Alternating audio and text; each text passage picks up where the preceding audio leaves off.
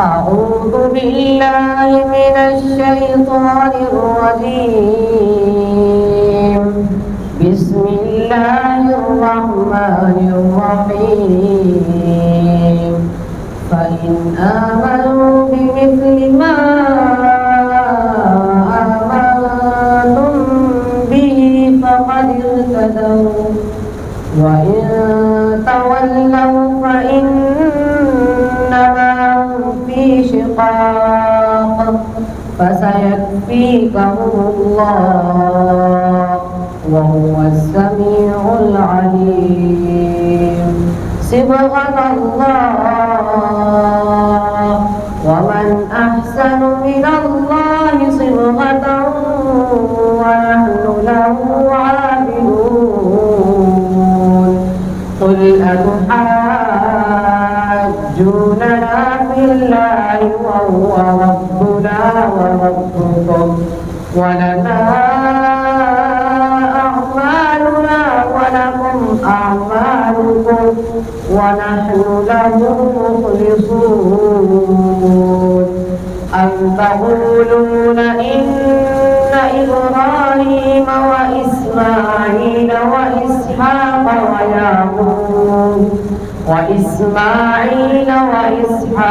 ويعقوب والأسباط كانوا هودا أو نصارى قل أأنتم أعلم أم الله ومن أظلم ممن كتم شهادة عنده من الله وما الله بغافل عما تعملون.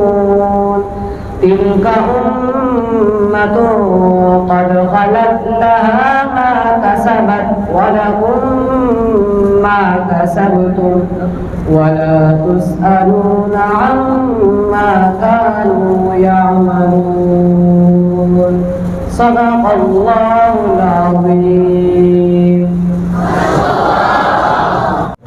جناب قاری ظاہر اللہ صاحب ان کو بھی مبارکباد پیش کرتا ہوں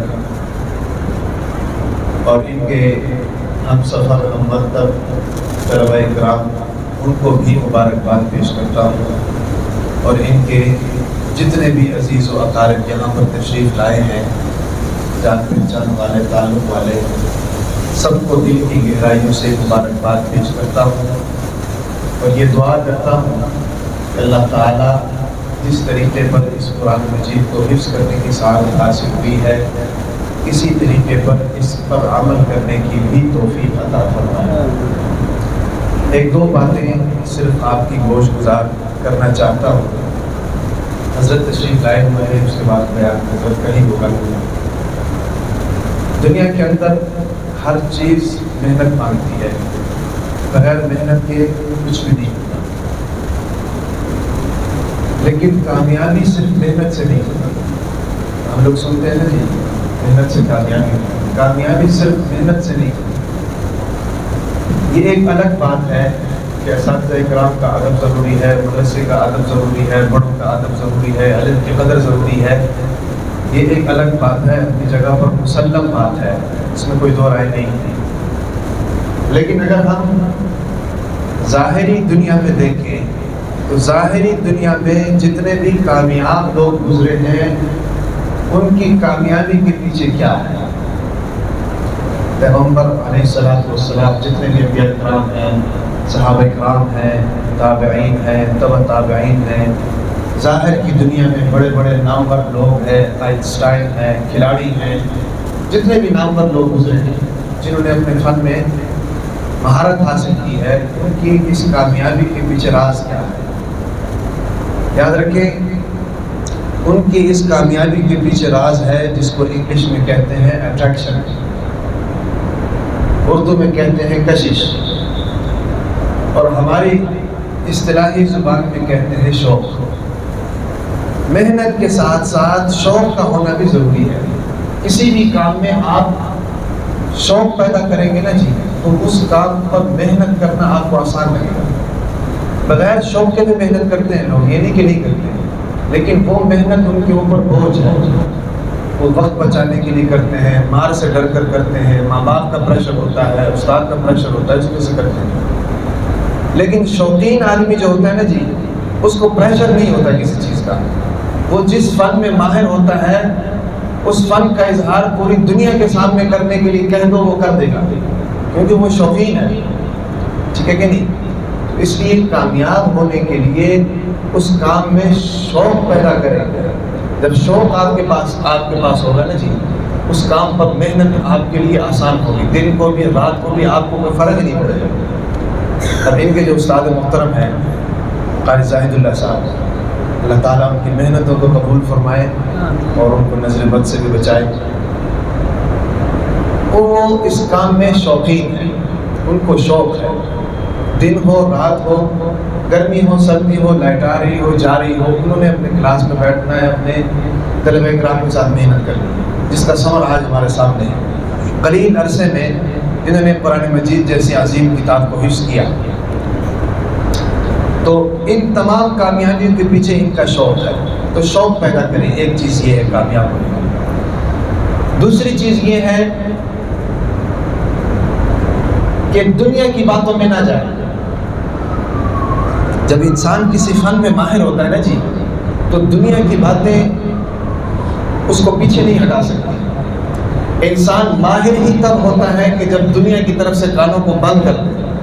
ہمارا علماء فرماتے ہیں نا جی، اپنے کام کو چھوڑو نہیں، دوسرے کے کام کو چھیڑو گی، اپنا کام کرو جس کام کے لیے آپ آئے ہیں۔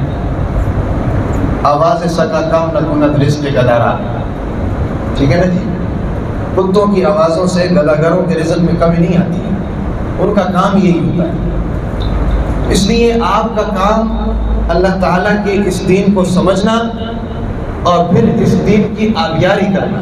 آپ کے ذہن میں سوچ ہونی چاہیے، بڑی سوچ، وسیع سوچ، آپ کی نظر وسیع ہونی چاہیے، آپ کی سوچ وسیع ہونی چاہیے۔ جب آج سے ہی آپ سوچنا شروع کر دو گے نا، آپ کے فراغت تک اللہ تعالیٰ آپ کے لیے راستوں کو کھولنا شروع کر دیں گے۔ راستے ہموار ہوتے ہیں۔ ہمارے اکثر طلبہ کرام دورہ حدیث کے بعد ان کا دماغ موت ہو جاتا ہے، کرے کیا؟ اس کی وجہ کیا ہوتی ہے؟ وجہ یہ ہوتی ہے دوران طالب علم اس کے بارے میں نہیں سوچتے۔ دوران طالب علم بھی سوچیں کہ ہم نے آگے کیا کرنا ہے، اللہ تعالیٰ راستوں کو آپ کے ذہن میں لے آئیں گے، یہ کرو، ٹھیک ہے کہ نہیں؟ اس لیے یہ دو باتیں صرف آپ کی گوش گزار کرنی تھی۔ اس کے بعد میں حضرت کو گزارش کروں گا کہ وہ آپ سے بات کر کے حضرت کو دعوت دیں۔ ہمارے امام خطیب صاحب۔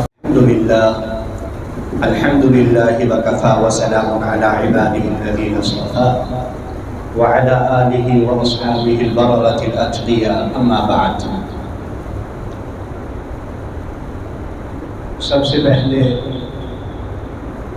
میں اپنے برادر مکرم و محترم کا شکریہ ادا کروں گا جنہوں نے مجھے یہاں حاضر ہونے کا موقع عطا کیا۔ اس مبارک مجلس میں آنا یقیناً بہت بڑی سعادت ہے، اور میں مبارکباد بھی پیش کروں گا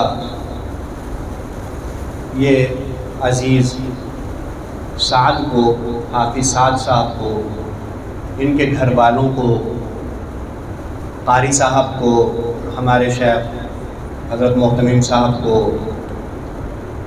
اور اس ادارے سے وابستہ تمام افراد کو، اور اللہ تبارک و تعالی ہم سب کے لیے اس کو ذخیرہ آخرت بنائے۔ میں 3 باتیں آپ کے سامنے کروں گا، مختصر اور مختصر۔ پہلی بات تو میں یہ عرض کروں گا کہ یقیناً جن بچوں نے قرآن کریم حفظ کیا ہے، اللہ تعالیٰ انہیں قیامت میں بڑے اعلیٰ مقام سے نوازیں گے، بڑے اعلیٰ مقام سے۔ ایک حدیث مبارکہ میں آپ صلی اللہ علیہ وسلم نے ارشاد فرمایا، ان فی الجنۃ نہرا اسمہ ریان۔ جیسے ہمارے ہاں یہ کینال روڈ ہے نا، نہر ہو، نہر کے اوپر بلڈنگ بنی ہوئی وہ بڑی خوبصورت لگتی ہے، تو اللہ تبارک و تعالیٰ نے فرمایا کہ جنت میں بھی ایک نہر ہے اور اس کے اوپر بھی بلڈنگیں بنی ہوئی ہیں، اور وہ بلڈنگیں کتنی بڑی ہیں۔ ہمارے ہاں یہ کٹنگ ہوتی ہے کنال کی 10 مرلے کا، کمرشل تو 4 مرلے کا ہوتا ہے، 5 مرلے کا کنال کا. اللہ تعالیٰ نے فرمایا وَعَلَيْهِ بَلَدٌ مِّن مَرْجَانٍ، میں نے اتنی بڑی بلڈنگ بنائی ہے، تم اسے بلڈنگ نہ کہو، اسے عمارت نہ کہو، اسے گھر نہ کہو، اس کو شہر کہو، شہر. کیوں؟ کیونکہ وہ بلڈنگ ہے ہی اتنی بڑی. کتنی بڑی ہے؟ اللہ تعالیٰ نے فرمایا لَهُ 70,000 باب من ذهب وفضة. اس ایک بلڈنگ کے بندہ دروازے گنے نا، باہر والے بلڈنگ میں انٹر ہونے کے لیے، داخل ہونے کے لیے جو دروازے ہوتے ہیں، جیسے ہمارے اس کمرے کے یہ 3 دروازے ہیں، اس کے اگر دروازے گنے جائیں تو وہ 70,000 ہیں. 70,000 اتنے ملیں گے. اچھا ملے گی یہ بلڈنگ کسے؟ آپ صلی اللہ علیہ وسلم نے ارشاد فرمایا کہ اللہ تعالیٰ نے ارشاد فرمایا کیا؟ لِحَامِلِ الْقُرْآنِ، جو قرآن کریم یاد کرے گا، قرآن پر عمل کرے گا، قرآن کی ہدایت سے، قرآن کریم کی ہدایت کے مطابق زندگی بسر کرے گا، اللہ تبارک و تعالیٰ فرماتے ہیں میں یہ بلڈنگ، یہ پورا شہر اسے عطا کر دوں گا. تو بہت بڑی نعمت ہے. یقیناً حفظ قرآن تو دیکھیں نا میرے بھائیو، وہ تو ہے ہی بڑی نعمت. ایک ایک حرف، ایک ایک لفظ، ایک ایک آیت. وہ بڑا مشہور واقعہ آپ نے بارہا سنا ہوگا، امام رازی نے لکھا ہے نا تفسیر کبیر میں کہ ایک آدمی کا انتقال ہوا، بعد میں بچی پیدا ہوئی، بچی مدرسے میں گئی، بعد میں اس کی وفات کے بعد بچی پیدا ہوئی. اس نے جا کے وہاں پڑھا بسم اللہ الرحمن الرحیم. یہ آدمی گناہ گار تھا، اللہ کے عذاب میں مبتلا تھا. بچی نے صرف ایک آیت پڑھی بسم اللہ الرحمن الرحیم، تو اللہ تبارک و تعالیٰ نے فوراً اس آدمی سے کہا کہ اے میرے بندے، تو ہے تو گناہ گار، ہے تو خطا کار، تیری زندگی تو گناہوں میں گزری، لیکن تیری بیٹی مجھے رحمان اور رحیم کہہ رہی ہے. اب مجھے شرم آتی ہے کہ میں تمہیں عذاب کے اندر مبتلا رکھوں، جاؤ میں اپنی رحمت سے تمہیں جو ہے وہ جنت کے اندر بھیجتا ہوں. یقیناً بڑے فضائل ہیں، یقیناً اس کا بہت اعلیٰ مقام ہے. لیکن میرے بیٹوں، چونکہ سامنے میرے طلباء بیٹھے ہیں، اس لیے میں آپ سے مخاطب ہو کے یہ عرض کروں گا کہ ہمارا تو بھی کچھ تقاضا ہے.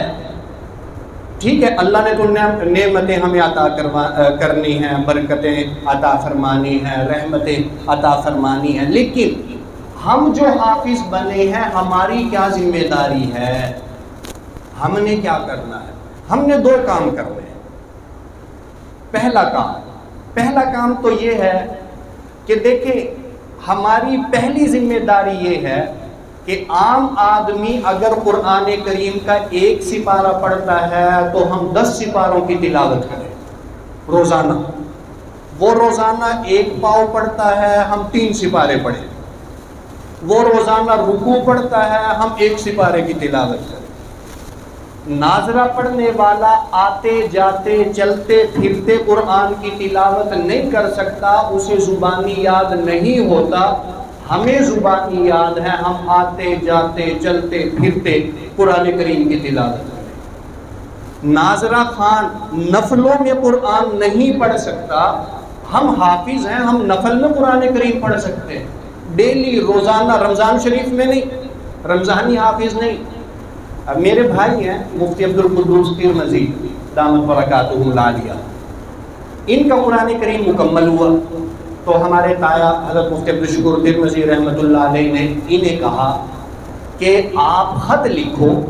میرے بھائی سے کہا کہ بیٹا قرآن کریم مکمل ہو گیا، خط لکھو. خط کسے لکھو؟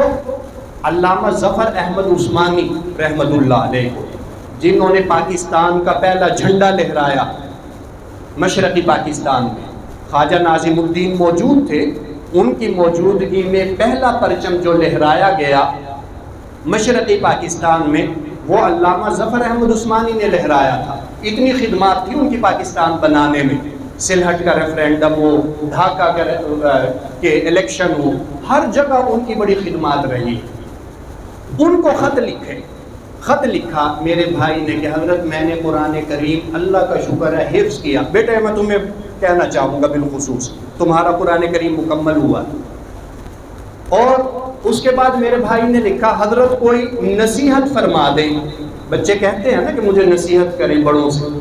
علامہ ظفر احمد عثمانی رحمۃ اللہ علیہ نے جواب لکھا اور کہنے لگے کہ ہمارے پاس یہ خط محفوظ ہے کہ بیٹا مجھے بڑی خوشی ہوئی کہ قرآن کریم جو ہے نا وہ تم نے حفظ مکمل کر لیا، بیٹا اب میں جو ہے تمہیں ایک نصیحت کرتا ہوں، اگر تم یہ چاہتے ہو کہ تمہارا قرآن کریم یاد رہے کبھی نہ بھولے، آپ چاہتے ہیں نا بیٹا کہ آپ کا قرآن کریم کبھی نہ بھولے، یہ نہیں چاہتے؟ چاہتے ہیں؟ گردن ہلا رہے ہو، زبان سے بھی کہو چاہتے ہو یا نہیں بچے؟ چاہتے ہیں کہ اگر تم چاہتے ہو کہ تمہارا قرآن کریم یاد رہے کبھی نہ بھولے، اس کا آسان ترین طریقہ یہ ہے کہ روزانہ نفل کے اندر ایک سپارہ قرآن کریم کی تلاوت کیا کرو، ڈیلی، روزانہ، رمضان کے علاوہ بھی، مغرب کے بعد، اور اگر آپ 2 نفل پڑھیں گے نا جس میں ایک سپارے کی تلاوت کریں گے، میکسیمم آپ کو 20 سے 25 منٹ لگے گا، صحیح ہے؟ تو اس لیے بیٹا پہلا کام یہ ہے کہ قرآن کریم کی ہم بہت زیادہ تلاوت کریں۔ اس پہ میں ایک قصہ آپ کو سناتا ہوں۔ جیسے فقہ کے بڑے امام ہیں نا 4، امام ابو حنیفہ رحمۃ اللہ علیہ، امام مالک، امام احمد بن حنبل، امام شافعی رحمۃ اللہ علیہم، جیسے یہ 4 فقہ کے امام ہیں، یہ جو قرآن کریم ہم پڑھتے ہیں نا اس کے بھی 7 بڑے امام ہیں، 7 بڑے امام ہیں، ہر امام کے آگے 2 شاگرد ہیں۔ ہمارے جو امام ہیں ان کا نام ہے امام عاصم کوفی رحمۃ اللہ علیہ، قرات کے جو بڑے امام ہیں، ان کے 2 شاگرد ہیں، ایک کا نام ہے امام حفص جن کے مطابق ہم قرآن کریم کی تلاوت کرتے ہیں۔ امام حفص کے ساتھی تھے جو امام عاصم کوفی کے دوسرے شاگرد ہیں، ان کا نام ہے حضرت ابو بکر بن شعبہ۔ یہ حضرت ابو بکر بن شعبہ کا واقعہ ہے۔ کیا واقعہ ہے؟ ان کا جب انتقال ہونے لگا، اس دنیا سے جانے لگے، اس دنیا سے جانے لگے، انتقال ہونے لگا، بہن پاس موجود تھی۔ بہن کو اندازہ ہوا کہ بھائی اس دنیا سے جا رہے ہیں۔ بہن نے، جیسے محبت ہوتی ہے بہنوں کو، ان کا سر اٹھایا، اپنی گود کے اندر رکھا، گود میں۔ پھر بہن کو خیال آیا کہ اوہو میرا بھائی تو جا رہا ہے اس دنیا سے۔ بہن کی آنکھ سے آنسو نکلے، بھائی کے چہرے کے اوپر گرے۔ بھائی کی آنکھیں بند تھی ابو بکر بن شعبہ رحمۃ اللہ علیہ، انہوں نے آنکھیں کھول کے دیکھا، کہا بہن آپ رو رہی ہیں؟ تو بہن فوراً کہنے لگی ہاں بھائی آپ اس دنیا سے جا رہے ہیں، میں رو رہی ہوں، پتہ نہیں اللہ تبارک و تعالیٰ آپ کی مغفرت کریں گے یا نہیں کریں گے، پتہ نہیں کیا بنے گا آپ کا، آپ جا رہے ہیں اب یہاں سے۔ تو بھائی نے بڑے ناز سے کہا، حضرت ابو بکر بن شعبہ رحمۃ اللہ علیہ نے کیا فرمایا؟ فرمایا کہ بہن میرے لیے اللہ کی جنتیں تیار ہے، مجھے اللہ تعالیٰ کسی عذاب میں نہیں ڈالیں گے، میری مغفرت بھی کریں گے، جنتوں کے اعلیٰ درجات بھی عطا کریں گے۔ بہن نے کہا کہ بھائی وہ کیسے؟ تو حضرت ابو بکر بن شعبہ رحمۃ اللہ علیہ کہنے لگے جہاں میں اس دنیا سے رخصت ہو رہا ہوں، جس جگہ، اس جگہ میں نے قرآن کریم کو الف لام میم سے لے کر والناس تک 18,000 بار مکمل پڑھا ہے، 18,000 بار۔ تو بیٹا اتنی تلاوت کرنی چاہیے، یہ اس لیے آپ کو حفظ کرایا جاتا ہے، یہ آپ کی ذمہ داری ہے۔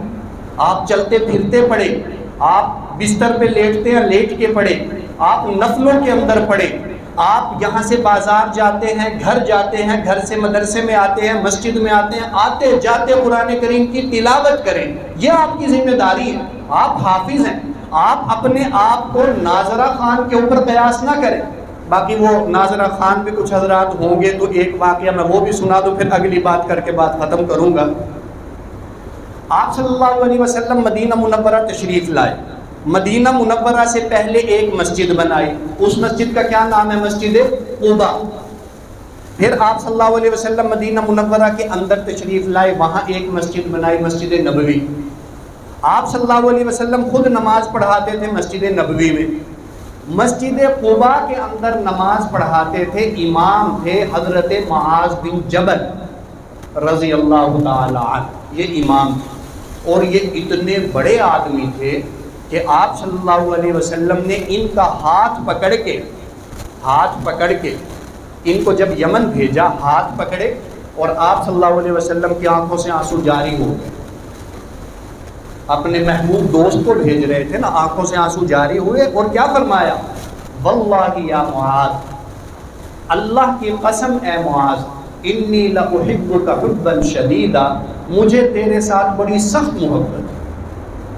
اور اس کے بعد آپ صلی اللہ علیہ وسلم نے فرمایا کہ معاذ، عین ممکن ہے تم دوبارہ مدینہ منورہ آؤ تو میں اس روئے زمین پہ موجود نہ ہوں، تم میرے پاس آنے کی بجائے میری قبر پہ آؤ، عین ممکن ہے. اتنی محبت تھی. یہ امام تھے مسجد قباء کے. ایک بار مسجد قباء کے لوگ آئے، آپ صلی اللہ علیہ وسلم نے کہا بھائی ہاں بھی تمہارا امام کیسا ہے؟ انہوں نے کہا جی بڑے اچھے ہمارے امام ہیں. آپ صلی اللہ علیہ وسلم نے فرمایا بھی کوئی بات، کوئی نصیحت والی، کوئی سمجھانے والی؟ وہ کہنے لگے نہیں اور تو کوئی بات نہیں، لیکن وہ نا قل ہو اللہ کی بڑی تلاوت کرتے ہیں. قل ہو اللہ جب دیکھو، یہ مناظرہ خان اگر کوئی صاحبان ہیں ان کے لیے قل ہو اللہ تو سبھی کو آتی ہے نا بھائی. آپ میں منسٹر تو کوئی نہیں ہے نا، ہمارے وزراء کو تو نہیں آتی قل ہو اللہ، وزیر تو کوئی نہیں نا بیٹھا ہوا، باقیوں کو تو قل ہو اللہ آتی ہے. تو قل ہو اللہ احد تو آتی ہے.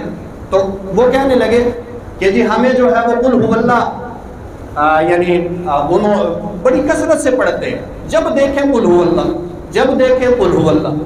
آپ صلی اللہ علیہ وسلم نے فرمایا کہ اچھا چلو حضرت معاذ آئیں گے تو میں پوچھتا ہوں. حضرت معاذ تشریف لائے. آپ صلی اللہ علیہ وسلم نے پوچھا، فرمایا کہ بھائی آپ قل ہو اللہ کی بہت تلاوت کرتے ہیں، کوئی خاص وجہ ہے؟ تو حضرت معاذ رضی اللہ تعالی عنہ نے عرض کیا کہ یا رسول اللہ صلی اللہ علیہ وسلم، مجھے قل ہو اللہ سے بڑی محبت ہے، میں جب تلاوت شروع کرتا ہوں میرا دل چاہتا ہے میں قل ہو اللہ پڑھتا رہوں، اسی لیے چاہتے نہ چاہتے میری زبان پہ بے اختیار قل ہو اللہ جاری ہو جاتی ہے. تو آپ صلی اللہ علیہ وسلم نے آگے سے کیا ارشاد فرمایا؟ فرمایا اے معاذ، تیرے جنت میں جانے کے لیے یہی کافی ہے کہ تجھے قل ہو اللہ سے محبت ہے، اس کی محبت تجھے سیدھا جنت کے اندر لے جائے گی. تو اس لیے میرے بھائیو، یہ جو قرآن کریم ہے نا، یہ سارے کا سارا نور ہے.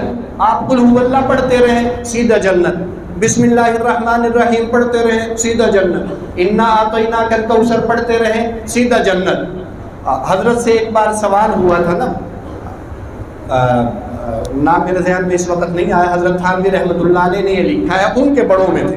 ان سے پوچھا گیا تھا کہ میں قرآن کریم کہاں سے پڑھوں؟ تو انہوں نے آگے سے مثال دی تھی، فرمایا جیسے یہ چینی نہیں ہوتی، چینی میٹھی میٹھی شوگر چینی، اسی طرح پہلے نا وہ بڑے ہوتے تھے اس کو کہتے تھے مصری کا مطلب وہ مصری قاری نہیں، وہ ایک مصری ہوتی تھی، اس کو نا چینی آپ سمجھ لیں. وہ فرمانے لگے، میں یوں مثال دوں چینی کے ساتھ کہ اگر چینی پلیٹ کے اندر موجود ہے تو تمہیں یہ پوچھنے کی ضرورت نہیں ہے کہ یہ کہاں سے میٹھی ہے، جہاں سے کھاؤ گے وہیں سے ہی میٹھی ہے. تو قرآن کریم کی بھی تلاوت کرتے ہوئے یہ سوچنے کی ضرورت ہی نہیں ہے میں کون سی آیت پڑھوں، جو آیت پڑھو گے ہدایت ہی ہدایت اور جنت میں جانے کا ذریعہ. تو اس لیے میں آپ سے یہ عرض کرنا چاہوں گا کہ قرآن کریم کہیں سے بھی پڑھ لے، کوئی آیت کوئی سورت. اچھا، تو پہلا کام تو میرے بیٹو عزیزان من یہ ہے کہ قرآن کریم کی تلاوت، اور دوسرا کام جو میں آپ میرے سبھی حضرات علماء کرام بیٹھے ہوئے ہیں ان سے بھی میں درخواست کروں گا کہ دیکھیں قرآن کریم کے الفاظ یقیناً برکت ہی برکت، ہر لفظ جنت میں لے جانے کا ذریعہ، ہر لفظ نجات کا ذریعہ، ایک ایک لفظ نور کا سبب، نور کا ذریعہ. لیکن پہلی ہی آیت میں اللہ تعالیٰ نے قرآن کریم کا تعارف کیا کروایا؟ اللہ تعالیٰ نے فرمایا کہ الف لام میم ذالک الکتاب لا ریب فیہ، اس کتاب میں شک کوئی نہیں، جو اس میں آ گیا وہ بالکل حق ہے، بالکل سچ ہے، شک کی کوئی گنجائش نہیں. لیکن آگے جملہ بولا ہدن للمتقین، متقی لوگوں کو اس سے ہدایت ملتی ہے. یقیناً الفاظ میں بھی ہدایت ہے، لفظ پڑھنے سے بھی انسان کو ہدایت ملتی ہے، لیکن عام طور سے دیکھا یہ گیا ہے کہ ترجمے سے انسان کو جلدی ہدایت مل جاتی ہے. ترجمے سے اگر ترجمہ بھی آتی، یہ پہلا قدم ہے حفظ کرنا، پہلا قدم ہے قرآن کریم کے الفاظ کی خدمت. یہ پہلا قدم ہے کہ ہم قرآن کریم کے الفاظ کے حامل بنیں. اگلا قدم بھی اٹھائیں. اگلا قدم کیا ہے؟ ترجمہ. قرآن کریم کا ترجمہ، تفسیر پراپر طریقے کے مطابق جیسے پڑھنے پڑھانے کا ایک سلسلہ ہونا چاہیے. ادھر ہماری توجہ کم ہے. ہمارے ہاں حفظ میں بچے آتے ہیں نا، ان میں سے 5% درس نظامی یا تفسیر ترجمے کی طرف آتے ہیں. 95% بچے جو ہیں وہ واپس چلے جاتے ہیں. اور پھر اللہ معاف کرے قرآن کریم سے بعض اوقات تعلق نہیں ہوتا تو قرآن کریم کے الفاظ بھی بھول جاتے ہیں. تو میں گزارش کروں گا کہ ہر مدرسہ اپنی سطح پر، ہر عالم اپنی سطح پر جیسے ہم الفاظ کے انتہائی اہتمام کرتے ہیں اور ان کو یاد کرانے کی کوشش کرتے ہیں. مجھے ایک نظم یاد آ گئی، میں وہ سنا دیتا ہوں. وہ نظم یہ ہے: طاقوں میں سجایا جاتا ہوں. یہ قرآن کریم ہمیں کیا کہتا ہے کہ مجھے نا طاق کے اندر سجا کے رکھ دیتے ہیں الماری میں، طاقوں میں. طاقوں میں سجایا جاتا ہوں، آنکھوں سے لگایا جاتا ہوں، تعویذ بنایا جاتا ہوں. مولوی صاحب کے پاس آئیے، تعویذ میں کوئی آیت لکھ دیں. تعویذ بنایا جاتا ہوں، دھو دھو کے پلایا جاتا ہوں، جزدان حریر و ریشم کے اور پھول ستارے چاندی کے. پھر عطر کی بارش ہوتی ہے، خوشبو میں بسایا جاتا ہوں. جب قول و قسم لینے کے لیے تکرار کی نوبت آتی ہے، پھر میری ضرورت پڑتی ہے، ہاتھوں پہ اٹھایا جاتا ہوں. جیسے کسی طوطے مینا کو کچھ بول سکھائے جاتے ہیں، اس طرح پڑھایا جاتا ہوں، اس طرح سکھایا جاتا ہوں. لیکن آخر میں قرآن کریم کیا کہتا ہے؟ وہ فرماتا ہے یہ قرآن کریم، کس بزم میں میرا ذکر نہیں، کس جلسے میں میری دھوم نہیں، پھر بھی میں اکیلا رہتا ہوں، مجھ سا بھی کوئی مظلوم نہیں. کیوں کہ میں تو آیا تھا ہدایت دینے کے لیے، میں تو آیا تھا یہ بتانے کے لیے کہ زندگی گزارنی کیسے ہے، اور میں تو یہ بتانے کے لیے آیا تھا کہ اپنے ماں باپ کے ساتھ حسن سلوک کیسے کرنا، بہن بھائیوں کے ساتھ کیسے رہنا، پڑوسیوں کے ساتھ کیا سلوک کرنا. میں تو یہ بتانے کے لیے آیا تھا بزنس کیسے کرنا، نوکری کیسے کرنی، اسکول میں کیسے پڑھنا، مدرسے کے اندر کیسے رہنا ہے. میں تو یہ بتانے آیا تھا نمازیں کیسے پڑھنی ہے، زکوٰۃ کیسے دینی ہے، حج کیسے کرنا ہے. میں تو بتانے کے لیے آیا تھا کہ معاملات کیسے کرنے، معاشرت کیسی ہونی چاہیے، رہن سہن کیسا ہو، زندگی کیسی ہو، صبح سے لے کے رات تک کرنا کیا ہے، کیا نہیں کرنا. میں تو یہ بتانے کے لیے آیا تھا، ادھر توجہ ہی کسی کی نہیں. پھر بھی میں اکیلا رہتا ہوں، مجھ سا بھی کوئی مظلوم نہیں. تو اس لیے میرے بھائیوں میں آپ سے انتہائی درد مندانہ یہ گزارش کروں گا کہ الفاظ کی خدمت میں پھر عرض کروں گا یقیناً نور ہی نور ہے. بعض لوگ تو دوسری طرف چلے گئے نا، وہ کہتے ہیں کہ الفاظ کی تو ضرورت ہی نہیں، وہ غلط ہے. الفاظ یقیناً نور ہی نور ہے. یہ میرے اللہ نے نازل کیے ہیں، میرے حبیب ہمارے آقا کی زبان سے جاری ہوئے ہیں، نور ہی نور ہے. ایک ایک لفظ باعث سے برکت ہے. لیکن میرے بھائیوں آگے بڑھے اور آگے بڑھ کے کیا کرے؟ ترجمہ، تفسیر، اس سے ہدایت لے، اس کو اپنی زندگی کے اندر لے کر آئے اور اس سے پوچھے کہ ملک مسائل کا شکار ہے، حل کیسے کرے، ہمارے گھر کے اندر سکون نہیں کیسے آئے گا.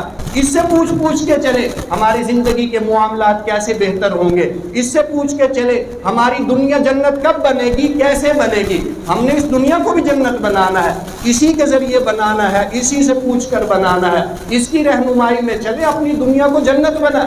ایک میں آخری بات عرض کر کے بات ختم کرتا ہوں. میں نے یہ کہیں پڑھا تھا، بعد میں نے اس کو تلاش بڑا کیا لیکن مجھے ملا نہیں. تو اگر کسی کے ذہن میں یہ ہو تو مجھے ضرور بتائیے گا. میں نے پڑھا ایک کسی بزرگ کا قول، وہ فرماتے ہیں کہ قرآن کریم کا ایک رکوع سمجھ کر پڑھنا، ایک رکوع، قرآن کریم کا ایک رکوع سمجھ کر پڑھنا اور پورا قرآن کریم بغیر سمجھے پڑھنا، وہ فرماتے ہیں کہ اس ایک رکوع کا ثواب جو ہے وہ پورے قرآن کریم سے زیادہ ہے. اتنا فضیلت ہے. لیکن میں پھر عرض کروں گا اس کا مطلب یہ نہیں کہ بغیر سمجھے پڑھنے کی کوئی نفی کوئی لے لے، وہ غلط ہے. ہر لفظ نور، بغیر سمجھے بھی نور. امام احمد بن حنبل کو خواب میں زیارت ہوئی نا اللہ تعالیٰ کی، تو اللہ تعالیٰ نے فرمایا تھا کہ قرآن پڑھو میرا قرب ملتا جائے گا۔ انہوں نے پوچھا تھا سمجھ کر پڑھیں گے پھر قرب ملے گا یا بغیر سمجھے پڑھنے سے بھی قرب ملے گا؟ تو اللہ تعالیٰ نے فرمایا بغیر سمجھے پڑھو گے پھر بھی میرا قرب ملے گا۔ تو اس لیے میں آپ سے گزارش کروں گا کہ قرآن کریم کے الفاظ کے ساتھ ساتھ تھوڑا سا ہم اگلا قدم اٹھائیں، آگے بڑھیں، اس کے ترجمے تفسیر کا بھی اہتمام کریں۔ اللہ تبارک و تعالی ہم سب کو اس پر عمل پیرا ہونے کی، سمجھنے کی، اس کی تلاوت کرنے کی توفیق عطا فرمائے۔ میں آخر میں پھر شکر گزار ہوں جن حضرات نے مجھے یہاں حاضری کا حکم دیا اس نورانی اور مبارک مجلس میں، اور اتنے علماء کے سامنے مجھے عرض معروض کرنے کا موقع عطا کیا۔ اللہ تبارک و تعالی انہیں بھی جزائے خیر عطا فرمائے اور اپنی شایان شان برکتیں عطا فرمائے۔